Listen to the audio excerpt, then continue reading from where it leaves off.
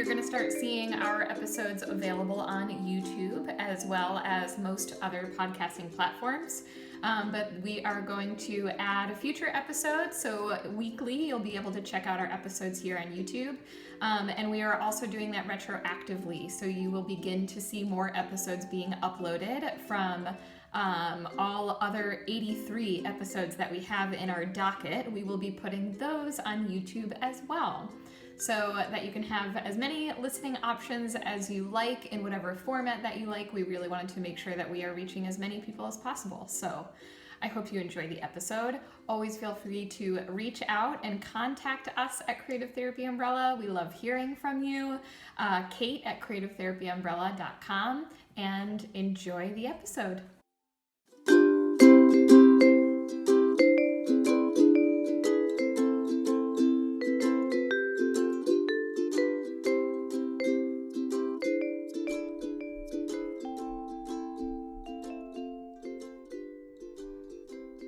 Welcome back to Creative Therapy Umbrella.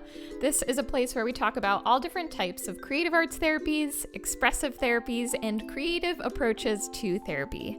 My name is Kate Shannon. I am a licensed clinical professional counselor and a board-certified music therapist, and I cannot be more thrilled to have Patina Jackson, a music therapist, as our guest for today's episode. So Patina tells us so much about how she uses music within the school system specifically, but even more so how she uses music to target social and emotional skill development within the academic setting. She is so incredibly passionate about her work. It's just, you can feel it in this episode, how much excitement she has for doing the work that she does. And it's just really, I always find that just so inspiring to be around. But she also shares so many songs, ideas, and resources throughout the episode. She even shares a super sweet discount code for her online shop as well, Music Therapy Joy, because she's created so many materials. I remember way back when I was working in schools, I remember purchasing stuff through her shop, and it was a lifesaver. So she has a ton of stuff there. So listen to the episode to hear that code, and you can find the links to all of the things that she shares in the show notes. So Patina Jackson is a board-certified music therapist, and she's worked in school settings since 2011. She is passionate about inspiring music therapists to value themselves and their work while creating resources to support them as they do what they do best. She created Music Therapy Joy in 2015 to make this passion a reality. She loves Jesus, and she lives in the Dallas area with her husband and 3 kids. When she's not working, she can be found gardening, DIYing, or having a dance party with her littles. That sounds so fun. For ready-to-use songs, strategies, printable visuals, and forms, or to sign up for her free resource email, you can visit www.musictherapyjoy.com and follow her wherever you are on social media. All right, before we hop into this episode, let's take a quick listen to our sponsor.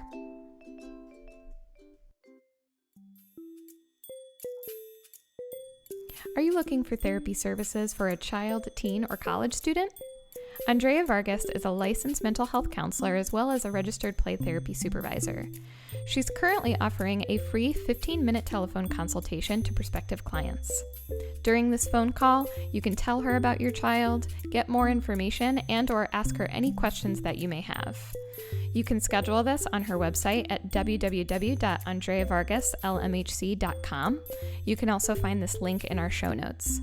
Again, that's www.andreavargaslmhc.com. All right, thank you to our sponsor, and let's dive into the episode. Okay, Patina, welcome to the podcast. Thank you. Yes, it's so good to have you here, and I'm just really excited about everything we're going to dive into today. I'm excited as well. I can't wait. Yes, awesome. Well, for our listeners, can you first tell us a little bit about the work that you do? Yes. Okay. So working in the schools, in my school district, we have this hybrid model, which is so awesome. So we both work on students one-on-one who qualify for music therapy as a related service through an evaluation. So they have to be evaluated, they have to qualify, and then they get the one-on-one service if they do. So that's in addition to our self-contained classrooms. So these are classrooms of kiddos with special needs, and we get to see a majority of these classes as a whole class. So we do group sessions and individual sessions.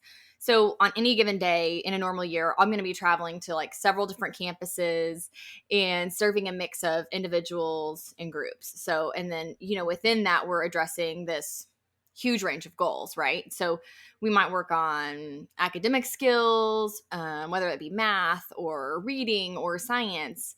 We're working on communication. We're working on independent skills. So that could be anything from activities of daily living, like brushing your teeth or washing your hands right now is a big one, or just skills you need for independence in the community, like paying for groceries or knowing where you go to do certain things like the post office or the bank. And then we also spend a lot of time on social emotional skills or behaviors. So that's just kind of it's very active in the day. And I love that on a normal year, I'm like going from class to class and campus to campus and seeing groups and seeing individuals. There's just a lot of variety and in ranges of ages from the littlest ones to the age out of 21 in the schools. So that's what I'm kind of doing in my school district gig. And then the rest of my time, I'm home with my kiddos and balancing Music Therapy Joy, which is my online business. So that kind of just grew out of loving working with kids in the schools and wanting to take some of the resources I was creating there and share them with other people. So yes. Oh my God. And they're such great resources. I appreciate remember, oh, totally. I worked in the schools when I was in New York for years. And there were like 3 things that I was like, man, I just don't have a template for, it was like brain strategy. You had like some of these kind of really great, the like planning goal. sheets. Yes. But I was like, I don't want to sit down and make these, but I need these kind of school-based things, and found your stuff. And I was like, this is exactly what I need. It was so I love great. that. Thank you. Yes, totally. Well, I feel like when you're in the schools, you're so inundated with like lots of paperwork. If you're on IEPs, there's so much that you have to be doing that it's so nice to have a resource like Music Therapy Joy where you can lean into it. And then it's like, okay, I've got this here, so I can put my focus into writing progress notes or updating the IEP or going to an IEP meeting. Like it's just so needed. Yes. And and then you have more time for the fun stuff, like the actual interaction with clients and really doing the work versus, it's like, and I'm so fortunate that I've always worked on teams with other music therapists, but that's so rare.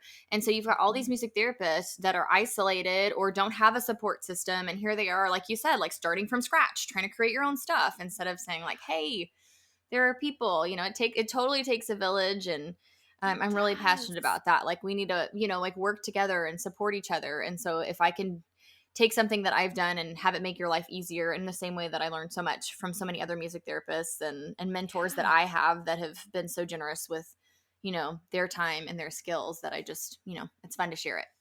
Yes, absolutely. And that community part is so, especially this year, Yes. just needed, so needed to lean on, especially when so many music therapists are, if you're in a rural area, you're the only one driving to a million different places, and just having that connection, knowing those resources are there, it feels so good to have that support. Yes. Yeah, absolutely. And also you have a really cool Music Therapy Joy. You had like a box thing that you were doing with that, but that's shifted a little. Can you tell us a little bit about that too? Yes. Okay. So I had this great idea of this Music Therapy Joy subscription box. Yes. And it's gonna be so cool. And you get fun goodies in the mail and songs and strategies and ideas. Again, it's that same thing. Like I just wanted to bring joy and bring like excitement and inspiration to music therapists. And then there's like this reality of like, oh my goodness, shipping is so expensive. It is so expensive. Basically, like it cost me $20 just to like ship and have a box and cute paper filler.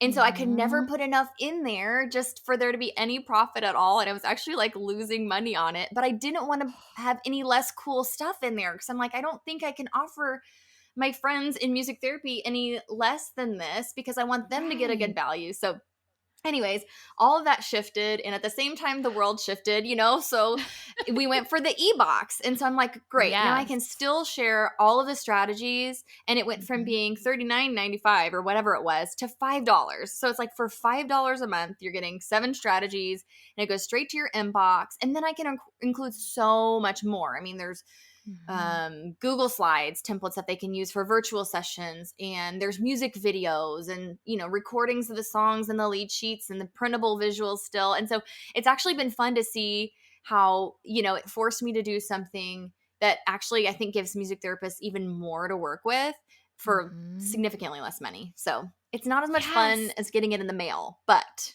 right. Oh my gosh. In the mail, when you just get the like a box of adorable little shakers, and like, what is more exciting than for a music therapist? Like, right. These cute little pineapple shakers. Like, oh my gosh. Yes. But so maybe someday again. But right. But that adaptation, like flipping to, I mean, what a cool, that kind of shift of a business strategy too, of like, how do I adapt to this? Like, how do we change? And that is such a cool thing to have for $5 a month. Again, it's those resources that are like, for so many music therapists, they just might not have the time, they're driving too much, whatever it is, like, and to know that like, cool, $5 a month, I can get this in my inbox. It's done, something to lean on. It's so wonderful. Yes, that is the hope, that whether you just need a whole thing and you're like, I just need, I don't know what I'm doing this month, or if you're just like, I just need some new ideas, or maybe I'll use 1 or 2 songs and I'll put the rest of them in my toolbox till later, right? Like, it's not even that you have to use everything, or maybe it just makes you think like, oh, I need to write a song about this, and it just inspires you to write something new and get a little wind in your sails, so there's not this beat down of like, oh my goodness, there are not enough hours in a day, which it just always feels like, even when we try to pare down things, and when the world slows down and we have to slow down, it's like there's still this draw that we have to do more and do more and do more, instead of just like simplifying. And that's so if you can simplify, then more power to you for that, I think. 100%. And having, I think, knowing that like in our music therapy community that we have people who are out there like making the resources, like where it's like, okay, I don't have to do that. Like, my job is going to be full-time, in the schools, or full-time in this place. But knowing that there are other, and not having to lean on like speech therapy or OT, PT, and having to still rewrite and totally redo things. But like, no, cool, this person totally gets it. Another music therapist, I can lean on them for creativity. I love how you said like for air in your sails, get that wind in your sails, and just like keep going with it. Yes. So that's I love that. Yeah, that's the hope there, because like you said, you can find visual aids or something from a teacher resource or from an SLP, or like you're saying, or you can find songs. So it's like trying to get those married of like, okay, instead of having to find the visual, I can find the song, right? If I could put it all wrap in one. it all up in one. But no, it's fun. I really do have a blast with it. And there are even days where with any, I mean, I think with all of us, right, you're writing songs and I'm like, I don't even know what I'm gonna write a song about and whatever. And I have one night where, this is several months ago, and I was like, I have got to get a Counting by 10 song. I had to get a Counting by 10 song out the next day, and I'm like, I cannot get anywhere. And I get in the shower and I'm like, counting by tens, dimes, or decades, can you count them all? And it was like this little 20s feel. I'd never written a song that had that feel at all. And it was just like the decades. I think the word decades, because I was thinking, what do you count by tens? Like, we need to count decades by 10 if we're saying, the 1920s and we count, but and so it's like, even just hearing songs from other people, it just like gives you that. It's like, okay, like creativity could come from anywhere, like in the shower. You're like, how am I supposed to write a song? And then it becomes one of your favorites, or totally different than anything that you would do before. So anyways, it's so fun. My gosh. I love it. And those are the moments that like give me energy of like, okay, I gotta keep doing this. 100%. It's like, it's so funny because I feel like so much of the time it can't be forced, but then it's like, okay, it's in our mind. We know it's like working in there. And then we're like, all right, I'm going to go take a shower. I'm going to go wash dishes. I'm going to go on a walk, whatever. Like, and then all of a sudden it's, I'm dancing in the shower. And then you're like screaming like, oh my God, this is amazing in the shower. Right. Yes. Yeah. What's happening in there? Right. Like, I just heard a song. It's fine. Oh, I love that. It's so funny. I feel like from almost every music therapist that I've talked to, creative arts therapists, coming up with those ideas, it's so much that of just like they come at the most random times, but it's all this, all of these things kind of working together, being Yes. inspired by other music therapists, music, all this stuff that just Yep. the kids that we work with. And then all of a Yes. sudden it's there. Yes. Yes. Yes. I love it. Well, with your work in the school system, there are, and we've even talked a little bit about this like off air too, of, especially with COVID this year being Mm. just a totally different year. What have you found in general to be some of the benefits, but as well some of the challenges working as a music therapist in the school system? Yes. So, like I shared earlier, a huge benefit in my specific district is that we have support from administration, which I think can kind of be a rare thing. And so, just the fact that they allow us to serve whole classrooms, like we see almost every student with special needs in the district, and not every, maybe, but a large majority.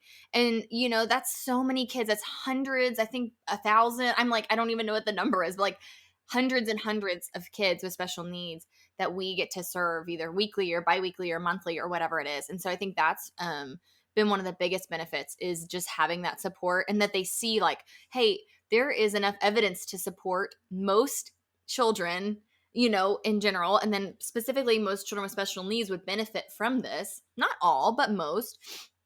Enough to justify that. And so that's been just really cool. Like, we love that we get to see groups. And I know a lot of districts have the opposite, where they're like, oh, well, don't talk about a music therapy referral. Like, unless we're forcing it, like, let's not mention that. Like they push it under the rug of like, I don't think you need a music therapy referral. Just to even get a music therapist in the door to see a single student in their district. So it's like there are totally the ends of the spectrum of where you've got families where like, I know your kid loves music, and that's when it's the hardest. It's like we might have a kid in our district who loves music, and I mean they're dancing, they're singing, they're doing great, but they're also making really great progress in the classroom, right? So they're meeting their goals, and they're making progress, and they're doing really well. And so if they're really successful, IDEA, which is like the special ed law, Individuals with Disabilities and Education Act, that we're kind of bound by, says that there has to be an educational need to qualify for a related service in general. And so for us, it's like, if there's not an educational need, that's really hard. That's hard to explain to parents of like, hey, I know your kid loves music. And honestly, like those would be the most fun, sometimes Oh, the most fun kiddos, because we're getting that extrinsic motivation. It's like a lot of times yep. we have to have that motivation from within. But like, those are the kids where like they're just lighting up and they're happy to see you. And it's just like, I know, but actually, if I pull them out of their class, I'm actually pulling them out of what we call the least restrictive environment. I'm like, this is the best place for them, is to be with their peers and to be growing. And so if I actually take them out, even though they'll have a blast with me, like, there's almost this ethical, like, I actually can't ethically say that you need this. And so those are some of the hard moments, is like the balance between like, it would be really cool to provide you this service. Whereas in private practice, they could totally qualify, because there's totally things you could work on and totally ways that they could grow. And even just like having some of the leisure skills, like there's so many different things that you can do. And so that's definitely a restriction in the schools, is they have to have an educational need if they're going to qualify for that one-on-one service. And you talked about the COVID stuff, like with virtual and trying to navigate all of that. And again, our district was really supportive of us. We kind of came to them with a plan, and they were like, okay, this works. And then of course at some point we're like, oh, maybe we want a different plan. And they're like, we're like, oh man, we didn't want to stick with this plan all year. So our initial plan was that we would have tubs of instruments that went to each class. So all the groups had a tub of instruments, just like kind of some simple stuff. And basically we took what we had and we kind of divvied it up so that everybody had like something that shakes, and make something that like you strike, whether it's like a drum or something along those lines, like a novel instrument, like a rain stick or a caterpillar, which is also cocorico, a cabasa, something like that. And so we tried to have like a little bit of something and some kind of prop, whether it was a scarf or a wand or, something like that. And so they each got a tub, and then we would Zoom into those classes during their like, normal time. So it would be either weekly or bi-weekly or monthly as, predetermined. And then and we do that with the groups, and then the one-on-ones we saw in person as long as they selected in person. And then for our groups, for any of our students that selected virtual learning, we provided asynchronous materials, which in the world of schools is just and other people are calling it that too, just something that they can access at any time versus like it's not a live, you're not logging on with me, but here's the materials that when you do have a chance to log on you can use. And so some of that technology piece was fun. I was creating a Bitmoji classroom, and they get to click on different links, and I felt really cool. And I did it like 3 years after other people did it, but I still felt really good about myself. And I stole ideas from other people who had cooler ones than me. But even some of that, those creative juices were fun to like, have to think through things differently. But then like 6 months in, it's like, oh man, we're still Zooming into all of our sessions. And this job that I signed up for that is like me driving around the community and going from school to school and checking on everyone and knowing the lady at the front desk and like all of these things suddenly becomes me in a cubicle or, in a small conference room behind a computer all day long. I'm like, I'm doing a desk job and I didn't want to do a desk job. And in my pity party, it's not just me, right? Like so many of us, it's like, this is not what anyone signed up for. It's not what the kids signed up for. And you were saying before, that's like, but the kids are so resilient and they are going to make it through this if we can have good attitudes and positive spirits. And it's not to say we have to be happy about it all the time, but like, if we can have our moments and validate those feelings and then also move on and see the creative ways to move past it. And so finally after spring break we have started seeing our groups in person, and it has been a great breath of fresh air, and we have just loved it. And also our kids have been more engaged than ever. They're like, you are here, and even when they don't articulate that, it's like, you are here and this is happening and we cannot wait. And we get to do fun spring stuff. So like right now I'm bringing in a little umbrella and spraying them with water bottle, like a little spray bottle. And I love the spray bottle. it's just, and it's just been so great. And we're like, wow, the kids are really engaged. But it's that, like those mirror neurons and all these things of like, it's because we are like at our best. We're like, I am ready. I have been waiting for a year to get in this classroom and have a blast. And it's like, I think that my level of engagement is up and my preparation. Like I am ready. I've got lots of ideas and I've got all this creativity that's been like in a box and it's exploding, And so I think that the kids see that and they do feed off of that. And so it's been really fun. It's just been even the 3 weeks we've been back. It's just been so good. And normally this is the time of year where we're like, okay, let's wrap up the school year. Those of us lucky ducks that like end in May and have a couple months off, right? But instead I'm excited. I'm like, I can do this. Like I can finish the school year. And so anyways, yeah. So there's challenges, but they are, it is also like, if you can find the silver lining, but we were definitely ready to be back in person. It was hard. It was hard. Oh my gosh, yes. Well, it's like a burnout. Like I think we've all come to at 6 months in, 3 months in, a year in of telehealth, being just burned out on telehealth, of like it started and it was like, all right, this is a huge adjustment. I think there was survival mode for so long.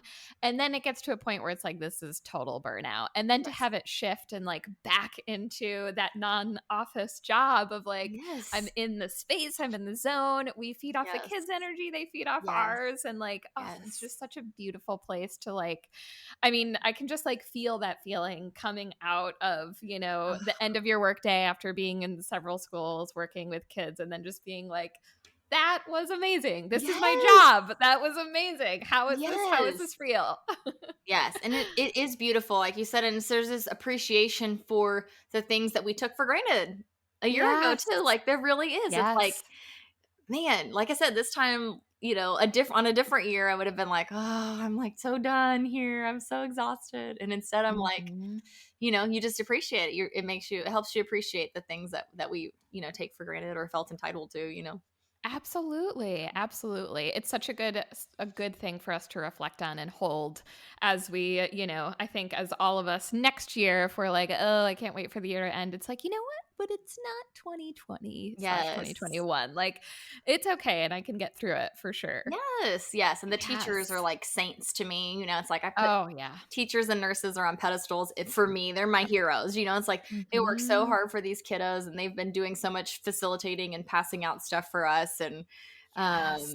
and that we then get to go into their classrooms and be a light and help kids be successful when they may have struggled all day. I mean, it just really is so rewarding. Yeah. It's so And rewarding. parents too. I Yes, think the I've had so parents. many kids from Yes. home. Yes, grandparents, caregiver, like so Yes. many people have just stepped up to like really like that community. I think it's Yes. just like this has made a really big shift in our community, and it's really cool for it to kind of go back, but now we have this whole new perspective, and just it's different, which is I think in a good Yes. way too. Yes, and I Yeah. used to work in home health, and I think the home is Mhm. just such a sacred space.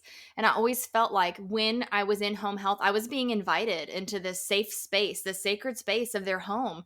And with Zoom, we've done some of that too, right? Any of these kids that we're zooming into that are in their home, it's like this is their place. And when I was zooming from home in the spring, right, like I was inviting them into my sacred space. Like there's just something kind of this beautiful of like we're connecting in a different way. Like you said, with caregivers and in the schools, we're not meeting a lot of caregivers. Like most of the time, if there's an ARD meeting or an IEP meeting, as they call it in other states, we're going to have some of that interaction or maybe a phone call. But for to get to see what family members who they are and see them support their kiddo, and then also that mutual, like for them to see what's happening in music therapy, it's been really cool that we're getting a lot more feedback of like, hey, Yes. we love this, and because they're really getting to see how successful you know their kiddos are, Yeah. and some of those glimmers that we are spoiled as music therapists to see, just really beautiful moments that not everyone gets to have a window into, where they sing a word or sing a song when they haven't spoken. It really is a cool thing to have that.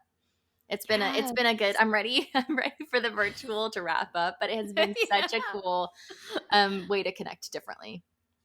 Absolutely. I love that so much, especially that parents glimpse in, that they don't always get when school is Yes. just, kids go and they come back and, how was your day? It was fine. Yeah. Like you don't get to Right. see that. And so being able to have like, it is that window, being able to just be a fly on the wall and, then we get to be like, celebrate all the cool things that do Yes. happen in Yep. therapy.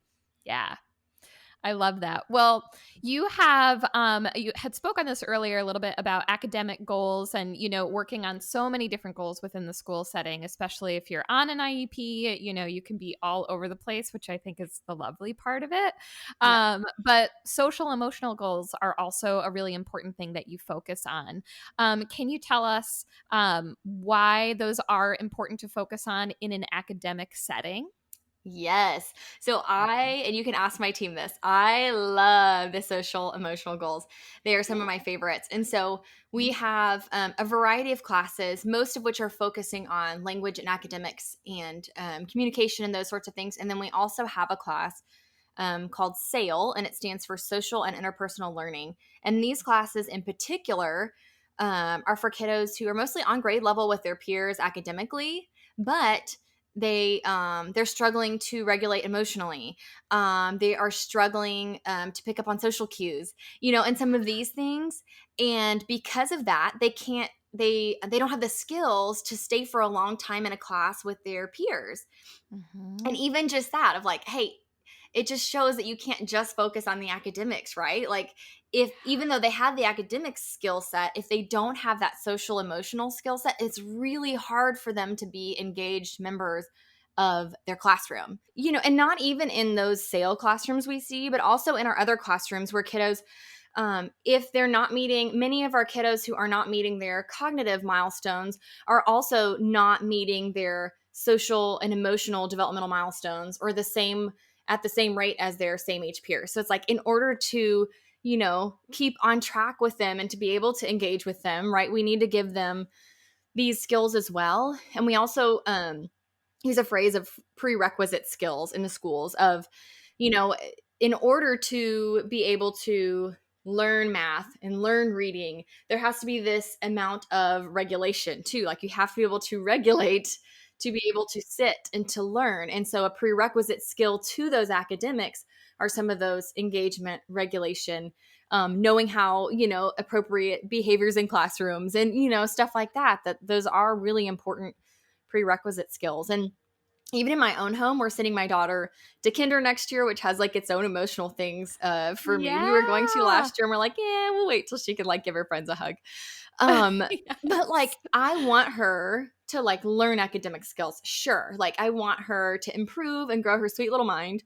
But to Mhm. me, more importantly, like if she finishes a school year and has like made a new friend or two and has grown in like learning to show other kids kindness and respect and Mhm. to learn more of how to express how she's feeling in a healthy way, that's a huge win for me. You know what I Oh mean? my And so gosh, it's like, yes.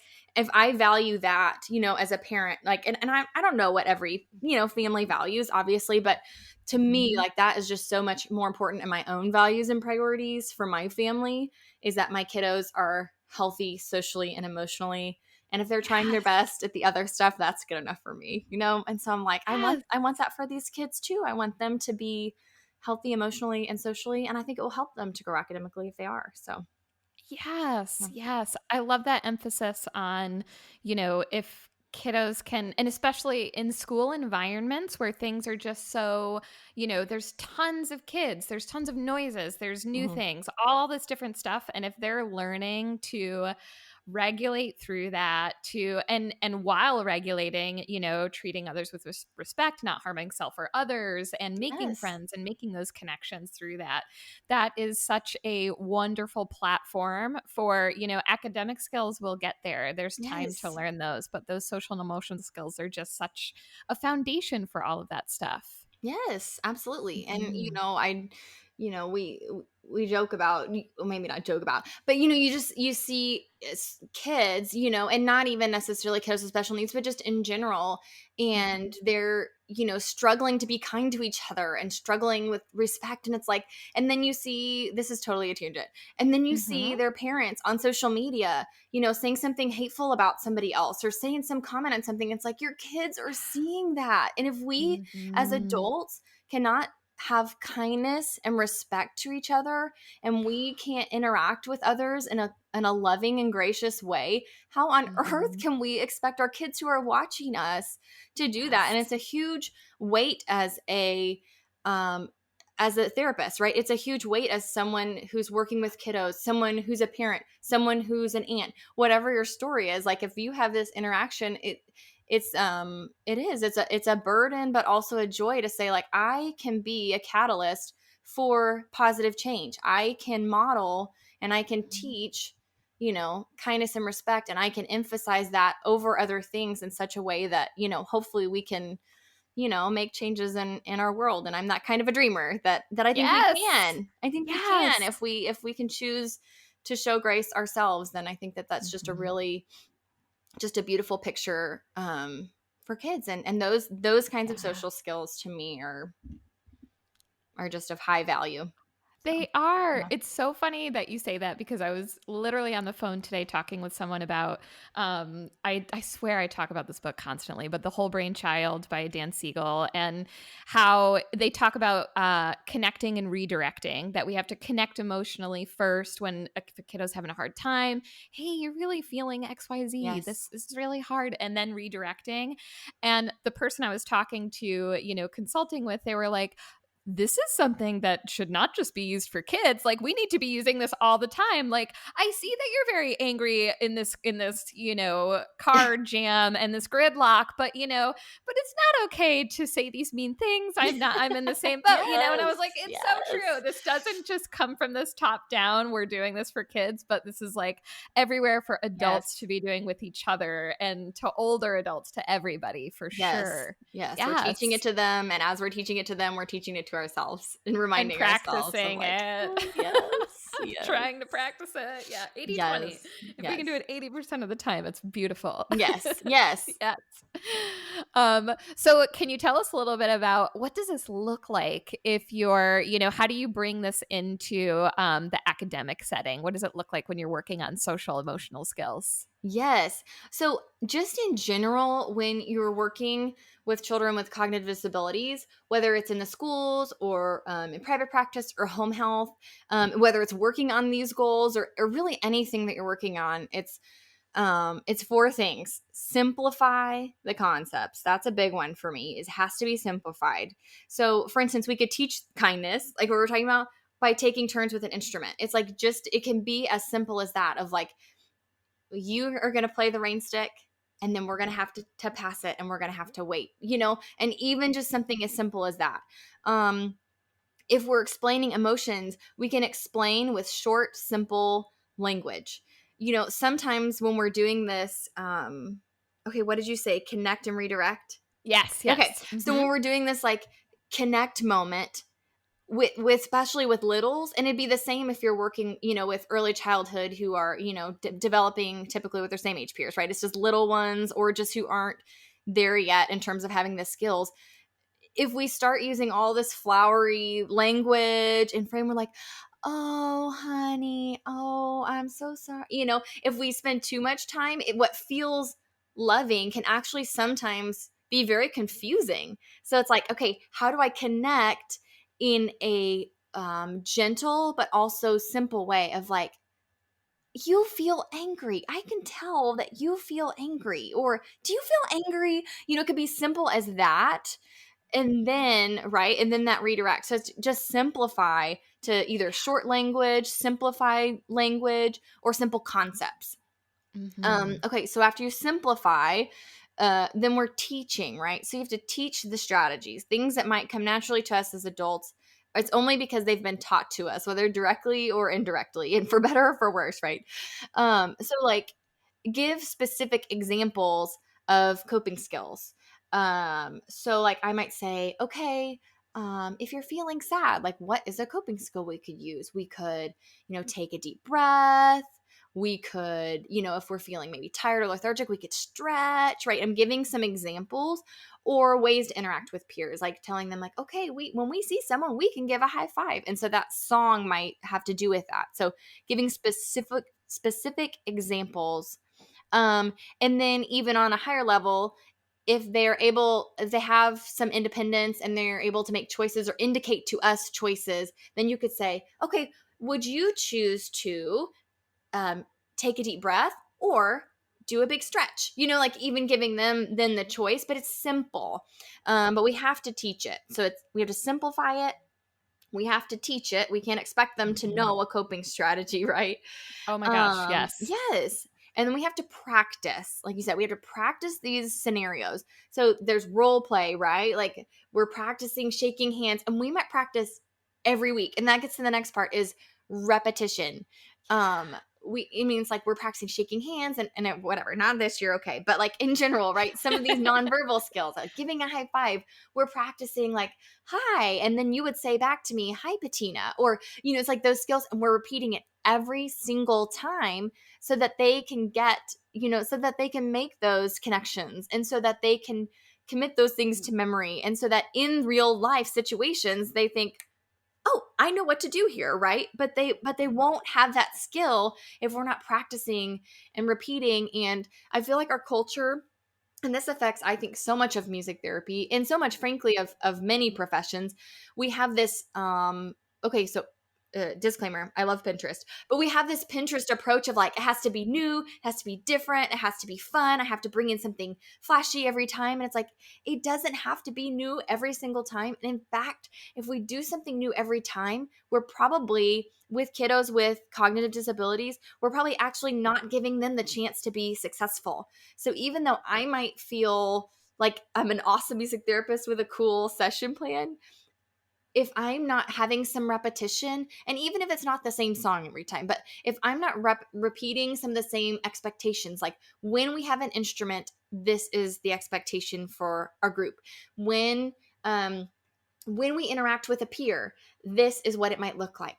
When we talk about coping skills, these are some examples. If we're not repeating, then we're actually just not giving them the chance to be successful. So we have to repeat, simplify, teach, practice, repeat. And just so for some examples of like some strategies and stuff I would use, like I talked earlier, we address social skills through passing instruments, right? Or maybe you're waiting your turn and listening to someone else while they play. So you're working on all these skills at once if you're going one at a time in a group, or maybe by leading and following. So one student plays a little pattern or something, and then, or maybe they show us their dance move, and then we all join in and we imitate their dance move, or we imitate the pattern that they played on the drum. So there's that leading and following practice of social skills there. And maybe we practice the social skills in a more tangible way where we're being really specific. Like I talked earlier about some of those nonverbal social norms. So there's a song that's been around for a long time, and I don't even know who to credit it to, but if it's you, Yeah. you're awesome. But it's shake a friend's hand, shake a hand next to you, shake a friend's hand and sing along. And it's the simplest little melody, but it's so catchy, and I have had so many students respond so well. And then it's give a five next to you. And so we're giving high fives, we're shaking hands. And if we're doing that every week, then when someone else walks up to them in the hallway at school and puts their hand up, they know what to do, right? Because if we haven't taught it and practiced it and repeated it, they may not have the skills then to engage in that way. So, or it could be practicing songs that practicing conversational questions. So in the same way that there's this call and response to a hand up in the air that's calling for another hand to meet it, right? In a high five, there's this, okay, when I say hi, I'm expecting you to say something back. But if I haven't taught you that's what I'm wanting, then you don't know. And so I have this one song, and it goes, when I say hello, say hi, how are you? And then it repeats, of course. When I say hello, say hi, how are you? And then I've got this, 1-4-5 pattern going. So it's kind of prompting this dun, dun, dun, hi, how Mm-hmm. are How you? are And then you? in the third time it goes, hello. And I leave a space for them to say, brum, bum, bum. So they would say, hi, how are Hi. you? Exactly, Yeah. right? Yes. And so, Mm-hmm. and then maybe I say, when I say, what's your name? Say, my name is Kate. Kate. Good, Kate. When I say, what's your name? Say, my name is Kate. What's your name? Kate. Good. That's awesome. My name is Kate. And so you can even have songs like that where we're teaching the actual common conversational phrases so that when those happen in real time, they have the skills to do that. So Yes. those are some that's a little social skills overview, just examples of things, and you can adapt Yes. these to be whatever you need, a variety of instruments, a variety of techniques, whether have Oh, yeah. drums and Dancing, singing, playing, like that could go with anything. You can just yes, easily plug those into all of those things. yes, Yes. yes. And then it could Mhm. be just general regulation songs, right? Like, I just need to get my body ready to learn. And so there's this Mhm. little chant, and it goes, sit in my seat, sit down, quiet hands, shh, quiet feet, quiet voice, quiet voice, quiet voice, quiet voice. Count to 5. 1, 2, 3, 4, 5. And I have a kiddo that I've used this with, and we practiced it and we used it for like Mhm. months last year. And now I just start saying, sit in my seat. And he immediately the folding the hands, like he is ready because he knows. And I have a visual that goes along with it. So sometimes all it takes is Yeah. just putting the visual with him at his desk. And, Mhm. it's just some of those kinds of skills of like, but that the rhythm, right? The chant, the rhyme, Mhm. it's engaging. So it's like, okay, I'm kind of all over the place here. I'm dysregulated. And then all of a sudden it's like, Yes. wait, this is familiar. I know what to do. And it's like Yep. just that regulation of like, okay, I can get ready to learn. I have another song called Hey, Come On In. And it's kind of follows the ISO principle of like, meeting them where they're at. So they're wild, and you're walking into the room and everybody's all over the place. And the teachers are like, I'm sorry, everybody's not Ah! sitting in a chair yet. And we're like, it's fine, because Yep. it is, and we're flexible.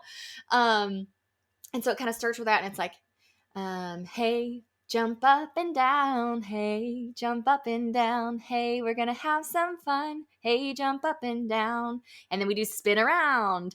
And then it's, hey, come on in. Hey, come sit down. Hey, It's time for music. Hey, won't you come on now? So we're jumping, then we're spinning. Now we're sitting. We're kind of making our way, and that Mhm. verse is repetitive. So I'm gonna wait until they're all sitting down before I then move to the next thing, and then it's hey, Right. clap your hands. Hey, clap your hands, and then we go from clapping to hey, put your hands on your head. Hey, put your hands in your lap. Hey, put a bubble in your mouth. Oh, It I love that becomes one. this fun process of we're jumping, we're spinning, we're playing because that's what's already happening when I'm walking in the room. Like it's chaos Yes. and it's fun, and we've got all of our bodies that are just needing to express themselves, right? And so we've Yeah. moved and we've played, but we've slowly made our way now back to the session, and we're now in this ready to learn state. So that's another way, another some fun examples of just that general like regulation of like, okay, I just need to get Yes. my body calm.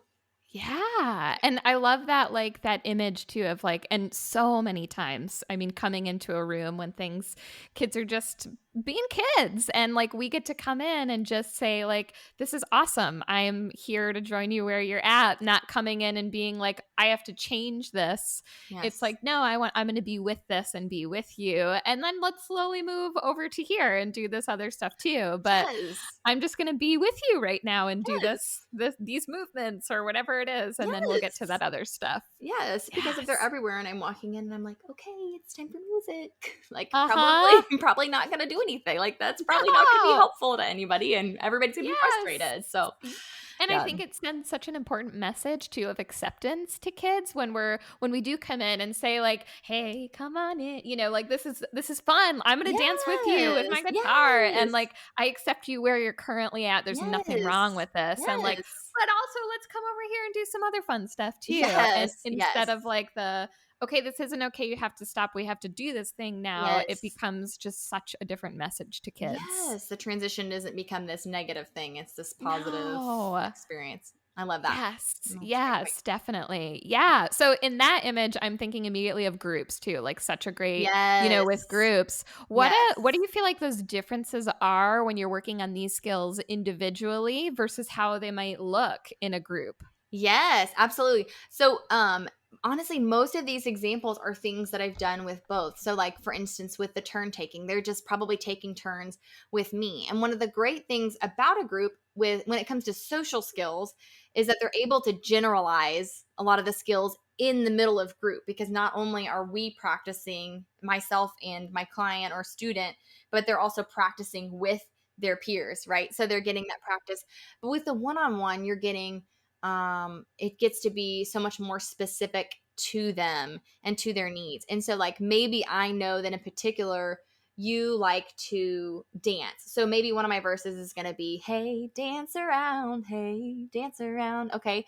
Or if I have a kiddo in particular, and so many of our kids love guitar, but I have this one kiddo, and that's just like one of the only ways to engage him is the guitar. And so, hey, play guitar, hey, play guitar, right? So it can be flexible to the student, whereas if I'm working with the group, I don't have exactly that flexibility, right? I can individualize within it, but yeah, so then there's the opportunity to say like, okay, I can say things that are even more specific to you, or we can address things that are even more specific to you.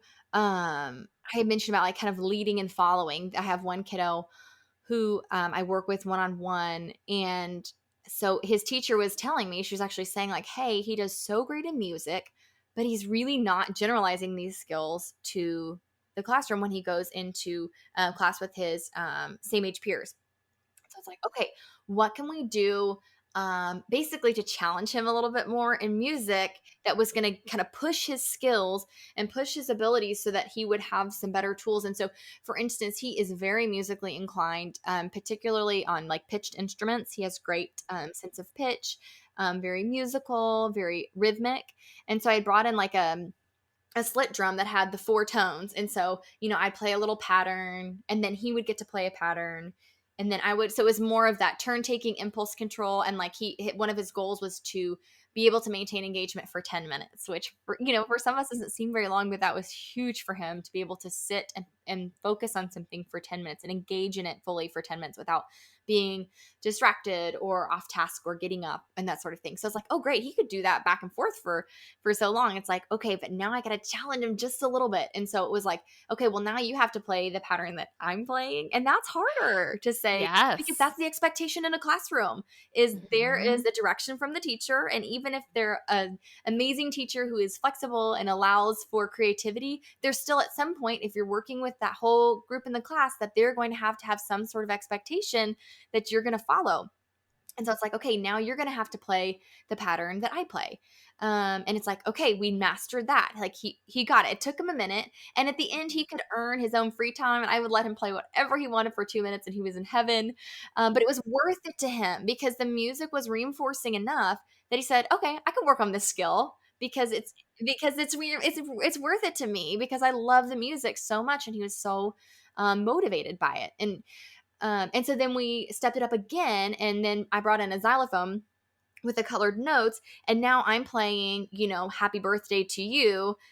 And again, because his desire, like he loves music, he wanted to be able to play that song. And so at first it'd be like, I play a couple notes and he play a couple notes, and then we'd stretch it of like, how much can you do? But again, it was that now he's playing what I'm asking him to play, but he's not frustrated at all. He's loving it because he wants to learn how to play Happy Birthday. And he's not, and during this session, he does have language and can communicate verbally.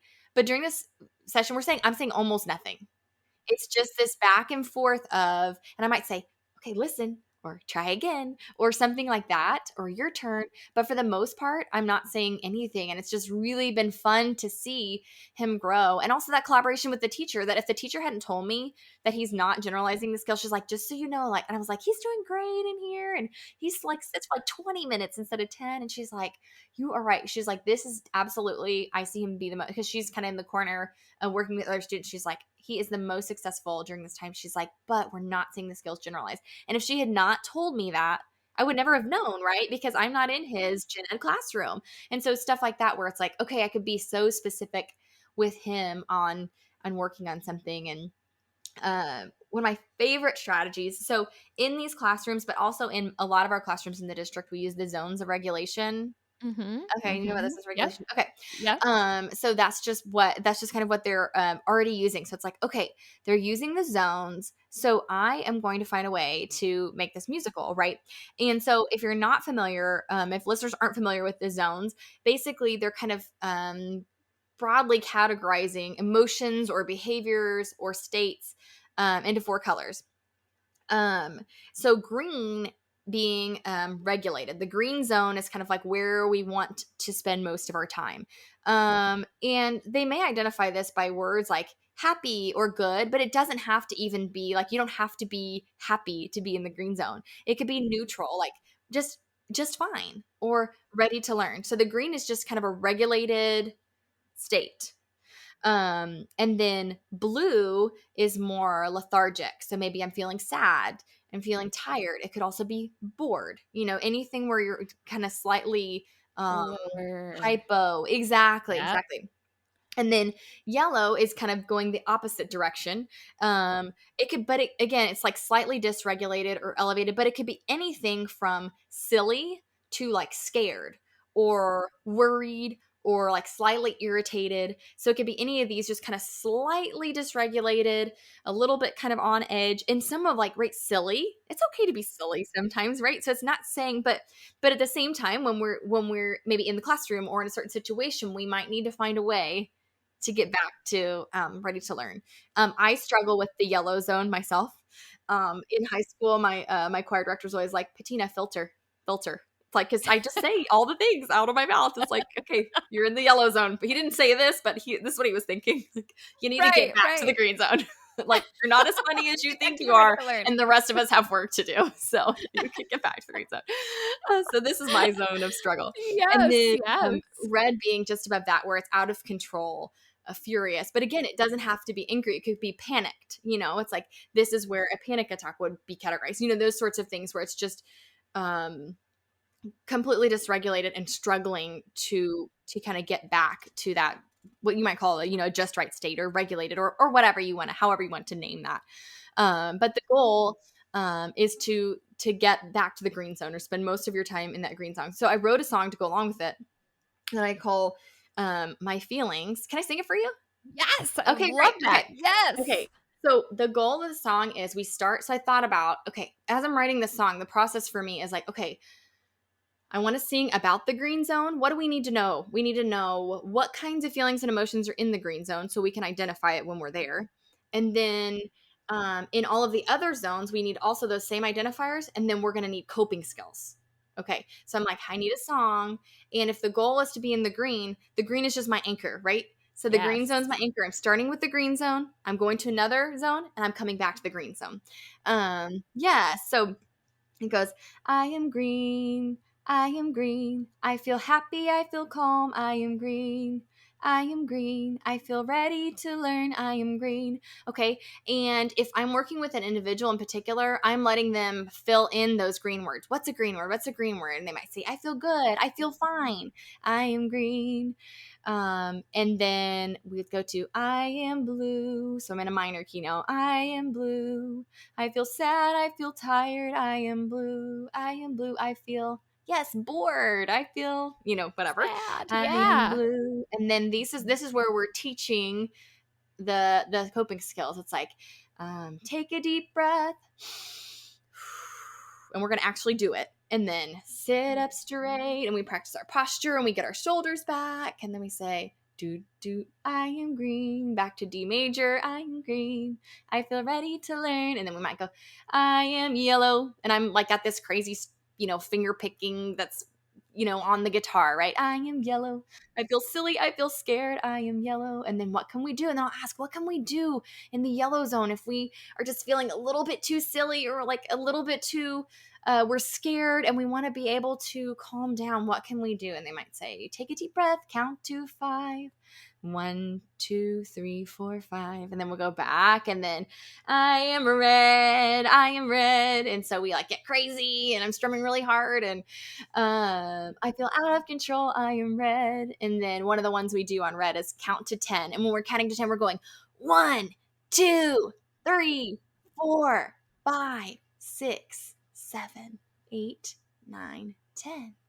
I am green. I am green. Okay. And obviously, it's not that easy, right? Like to go from feeling out of control to calm is not a 25-second process, right? But it's giving them the skills and the tools and the practicing. And so with a group, I might have, everybody gets a green shaker so that they can all participate on green. And then they might all also have one other instrument. So they might have like a little yellow tambourine or a blue scarf or a red drum. And then, when it's their turn, when we say the color, then they get to be that color. And maybe if you're holding a blue scarf, I'm going to ask you what's the feeling in the blue zone or what's a coping skill for the blue zone. And even though with one-on-one, you have the ability to really individualize that. So like if I'm working one-on-one with a kiddo, I might not give them colored instruments at all. I might just say, which one do you think? Yeah. Which instrument do Yes. you think represents how you feel when you're in the red zone? Which one do you think? And so they're getting that kind of a different experience. But I can also individualize in the group setting to say, okay, I know Susie struggles with being in the blue zone a lot. I know Johnny gets to red real fast, whatever it is. And so that might be the instrument they're getting so that then they can be the ones to answer those questions, So that's one of my favorite ones to use with them. And I had my coworker Kaylin was like, oh, when we do like kind of spring themes and weather themes, she's like, I do it like a rainstorm. I'm like, I love that. So they got their green shaker as like, a kind of a steady rain. But then I might pull up the thunder tube and shake it really loud. And they're like, wow. It's like, what zone do you think? If the rainstorm had zones, what zone would this be? And I'm like, it's the red zone, And then I might have a rain stick. And it's like, okay, what zone would this be? And they say, oh, the blue zone, right? And they could say whatever zone they thought, right? But typically they kind of get the direction. And then, I might have a yellow shape drum. So if I can get the colors the same, it helps them.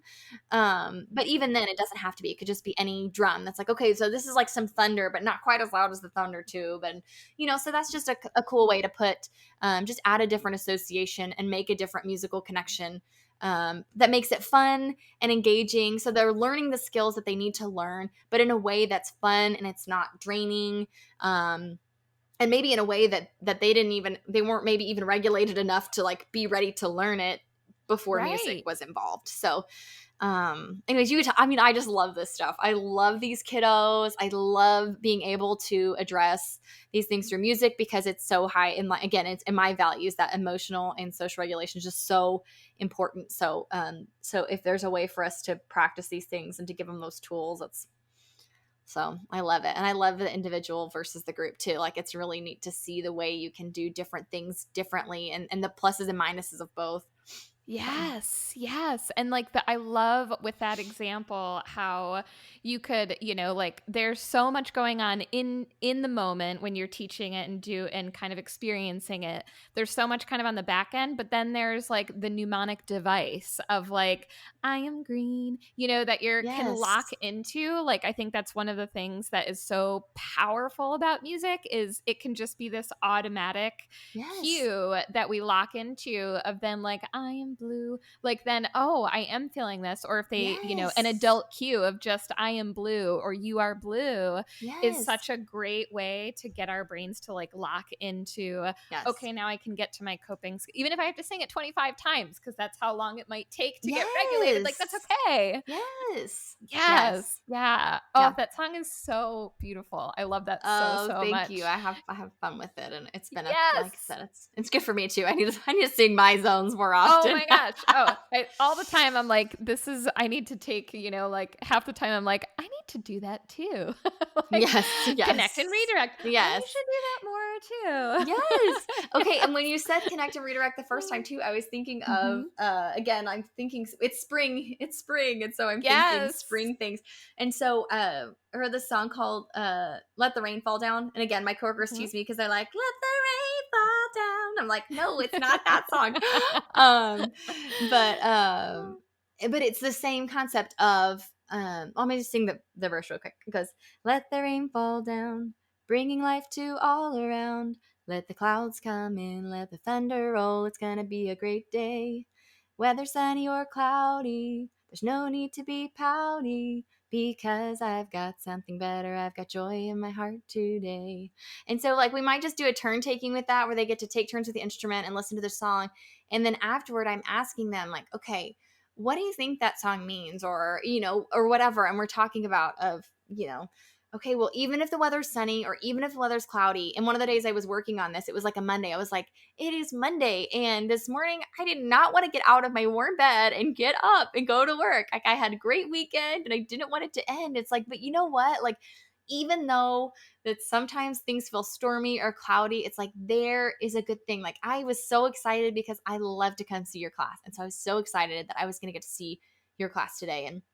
And so there's a little worksheet that goes with it. It says, it's not my favorite when, right? Not like I hate this, whatever. It's not my favorite when I don't get invited to a party, when I have to do something that I didn't want to do, when people treat me a certain way.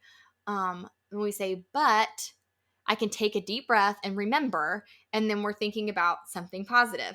Okay. So we're connecting and redirecting. And it's really important. And I explain this in the description of like, it's really important that we first validate the first part or connect the first part of like, yes, like, oh my goodness. One of my kiddos shared, he's like, it's really hard for me when I have to meet. It's not my favorite when I have to go somewhere new and there's a bunch of people that I don't know. And I'm like, oh yes. Like, thank you for sharing that. That can be so scary to go somewhere new where you don't know anyone and you're uncomfortable and you don't know how you're expected to be. And he said, but I can take a deep breath and remember that I could find a new adventure. It was like, so I like heart melted. He's like, but it might be a new adventure and I might make a really cool new friend. And it's just like, yes, like I couldn't have paid you to say that, it's just like, but he got it. It made sense to him, and it's just like, yes, that is so scary. And I'm not trying to undervalue or invalidate the fact that that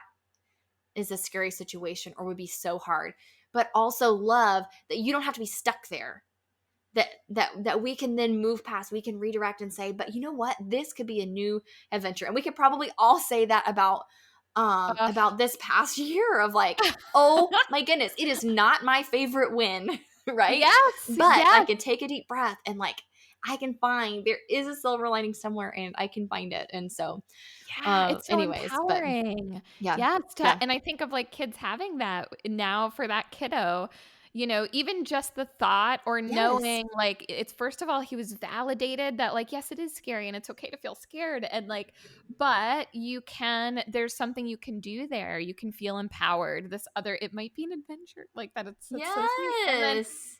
to have that empowerment in those situations it's so meaningful and so powerful in Yes. itself. So much there. Yes, and he came up with that himself, right? Like that was Yes. his like he found inside of him and I would never have told him like it's going to be a new adventure. I mean that might not have been what Right? I would have said, but like he I love found it. that and he yep. Yeah. I So, think I'm gonna take that and use it for so many things now, but it might yes. be a new adventure. Yes. But it might be a new adventure. I love that so, so much. Yes. Well, Sweet thing. this is so wonderful because you've given us so many beautiful resources just in this interview alone, too, of song ideas and intervention ideas and everything. But do you have your own favorite resources for social and emotional skill development that you would recommend or share with everyone listening? Yes. Oh my goodness. So I'm thinking like what could be better than your resource community? Oh my goodness. I was looking at an email from you and I was like Yeah. this is amazing. And I clicked on the video where you kind of like preview what all is in your community. I'm like, oh, like it Mhm. blew my mind. How many I'm Yeah, serious. How many resources are in there? cool. And like that is Thank totally you. my speed of like that is what we need is music therapists sharing resources and Yes. oh I love that. So I think that I mean shoot if you're working with kids with social emotional skills or anyone with social emotional skills is it kids focused or not Kids necessarily? focused. Okay. Yeah, it's like Yeah. 12 and under. I'd say Yeah. like maybe 13 tween and under is usually Yes, yeah, yes, tween and under. yeah, but I Yep. mean, oh my goodness, that is like a wealth, and Yeah. like just I'm thinking of like individual things, like Music Therapy Mhm. Made Simple is another music therapy business, Oh, and they so have a breathing awesome. song, that I have used with a couple of my kiddos, and so that's been really great to have, and then. Music for Kiddos, she has a yoga song that I love and have used. And so it's like just thinking of specific things from other music therapists who just have just resources in general and I know that that yourself as well as other companies have other resources along those lines too, but those are a couple that I've used. And I shared Yeah. about the zones of regulation. Their website is a wealth of knowledge too of just if you want to learn a little bit more about that. You can also again Pinterest, right? You can also just look it up. There's some cool different things there. And yeah, Yes. so Awesome. yeah, And those then are some of my also, favorites. yeah, for our listeners so that they can follow you if they want to get Yes, the e-box too, yes, where yes, can they find all of your resources and how to yes. connect with you? Thank you for asking. Yes. Okay. So Yeah.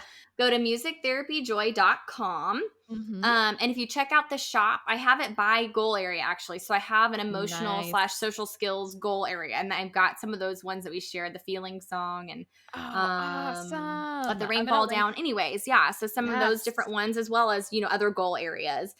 Super. Yeah, and then the e-box sometimes will actually a couple of those songs. My Feelings was in an e-box. I have another song called Sometimes I Feel Angry that was in an e-box. So some of these you'll just if you do the e-box subscription, I love to include social emotional skills there Yeah. as well, and those are new each month, which is so fun. Yes. But also I am including a 25% off code for listeners, Umbrella Cool. 25. So get 25% off Awesome. whatever. It doesn't work on the e-box. Subscriptions are complicated with coupons, but They anything are. else 25% off. And so Cool. um Thank you. That is of course, of lovely. I will course. So make it's been a sure. blast. And you Yes. can find me on Instagram and Good. Facebook at Music Therapy Joy. Perfect. I'm going to So have links to all of the social media. I'll have direct links to the songs too that I great. can find right in there too. So people can just Awesome. easily go and click it and like get all the stuff that they want to get. And the code will be in the show notes too. Thank you for that. That is super, super Yeah, of lovely. course. Yeah.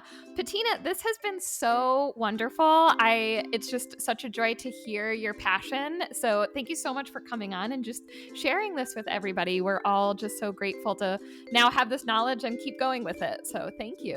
Yes, and I've had so much fun with you, Kate. So I mean, this is Yay. a blast for me. So this is like This is the best case scenario of ways to spend right? work is spend an afternoon. to just engage with another music therapist and encourage each other. So I loved it. Thank you so much for having me. All right, I hope you guys enjoyed this episode. I hope that Patina's energy just made you feel super inspired and that her passion was contagious and you're just ready to go out there and dive into creating new materials, jumping on ideas, or like Patina said, just getting some of that wind in your sails. So I know I felt that way after listening to this episode. Don't forget to check out our show notes. There are tons of wonderful links in the show notes for all the different resources, and the code that Patina shared as well is in the show notes, so you can get 25% off anything in her shop except the subscription e-box, but she's got a lot of amazing stuff in her shop. Just a reminder that you are always welcome to reach out and connect with me through email or through our anonymous survey in our show notes. I honestly, I don't think I can say it enough that connecting with listeners is my most enjoyable part of my day when I get an email from a listener. I can only know so much on this end of the microphone. So if you are looking for certain content, if you want us to cover certain topics, if you think that there's someone that should be on as a guest, email, reach out, and let us know. Kate@creativetherapyumbrella.com. I truly love hearing from you. Also, you can always follow us on Instagram and Facebook as well. There's tons of places to find us. Another exciting thing is that this week is the first week that we will have the episode available on YouTube as well. And we're doing that so that we can be more inclusive in our practices. So this episode will be available on YouTube with closed captioning. So that is a really important part of what our mission at Creative Therapy Umbrella. And so we want to have that for every episode. So moving forward, you will also be able to access our episodes on YouTube. There will be a link for that in the show notes as well. And we're really excited to be on that platform as well, along with all of our other podcasting platforms. So wherever you are listening to us, YouTube, Apple, Google Play, wherever it is, subscribe, rate, and review. I cannot tell you how much that helps us here. Podcasts, they do take a lot of work, and there is so much. I love this work, but that little hitting a subscribe button, leaving a quick review, leaving us 5 stars, that helps us so much. It's really, really amazing how something little can help so much, but it really does. So I encourage you to take a quick second if you can today and go in and leave us a review, subscribe, or give us those 5 stars. All right, we're going to take another quick listen to today's sponsor. Are you looking for therapy services for a child, teen, or college student? Andrea Vargas is a licensed mental health counselor as well as a registered play therapy supervisor. She's currently offering a free 15-minute telephone consultation to prospective clients. During this phone call, you can tell her about your child, get more information, and/or ask her any questions that you may have. You can schedule this on her website at www.andreavargaslmhc.com. You can also find this link in our show notes. Again, that's www.andreavargaslmhc.com. All right, that is it for today's episode. I hope you guys enjoyed it. And again, check out those show notes and reach out. Sending you all the best, and of course, be creative.